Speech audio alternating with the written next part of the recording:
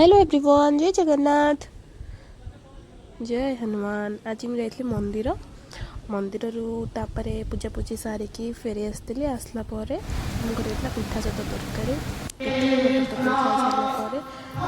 Showy पड़ी। And देखो आज थी आम अष्टप्रहरी आम गाँव में सेठी भजन कीर्तन हरिका सब होता से खुशी आसते मितादी भाईना एंड आम टे मस्ती मजाक करूँ।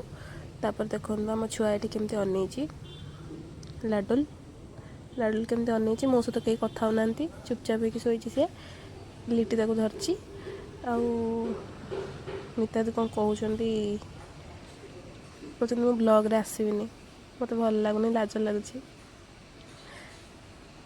तो एमती मस्ती मजाक सरला आमर अष्टप्रहरी भोजी थी भात डालमा खटा खीरी तापर आम मैंने घरे खा। Thanks for watching guys and subscribe my channel.